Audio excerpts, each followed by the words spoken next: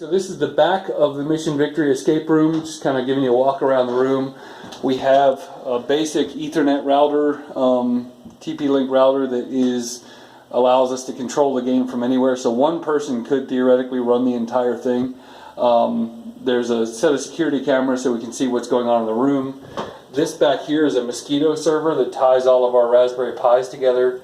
This is an Apache server that is running UserSpice, and that's what does all the ATM and all the back-end processing of the game. It processes the sounds and all that kind of stuff. Back here, this is kind of a good example of how I'm using this. We have these 25 buttons that are on the other side of that button maze you saw, and they're all going into an Arduino. And the Arduino is sending the information over serial to the Raspberry Pi, which eventually sends it to the network and tells it, you know, hey, they pushed this button, is that a good thing or a bad thing? And so I like using the Pis as Arduino collectors. Eventually we'll probably get more that have Wi-Fi and stuff like that and just go straight to the servers with that. But here's another Arduino that's powering this stuff. This is the back of the penalty buttons and things like that. I took an ATX power supply, cut it up and divided it into its parts so that we can get 3.3 volts, 5 volts, 12 volts, whatever we need. And then there's a couple of banks of relays that have more spots on them than we need. There's another Raspberry Pi collecting stuff up here. We have a tiny Arduino. This Nano is what processes all of our Morse code on its own system. It was just kind of complicated code, so I decided to have it be its own thing. There's another Arduino over here that processes a lot of different buttons, and this is kind of the collector of the left side of the room.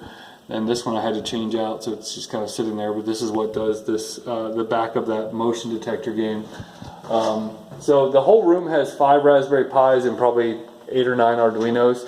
It's not that you necessarily absolutely needed that many, but that's what I felt like runs the game right. So if you look, like even in the top of the camera, this is there's a Raspberry Pi up there that has a button connected to it, a power supply, and then it's actually using a Raspberry Pi camera to take the picture. So it's pretty cool to see how it all works. It's definitely been a challenge, and the idea is that I actually have about 15 more puzzles than what's in the room. So the idea is that this thing can grow year after year, and I can just keep adding things to it. The person in the back can see the score, or kids can look through the window and see the back of the room but not see what's going on in the front of the room, so they can see how the other teams are doing.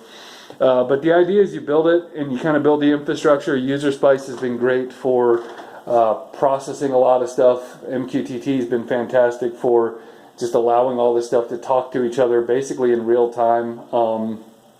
And so yeah, it just all comes together. And so the idea, keep adding to the room, keep making new challenges and figuring out ways to have fun with the kids. So that's how it works.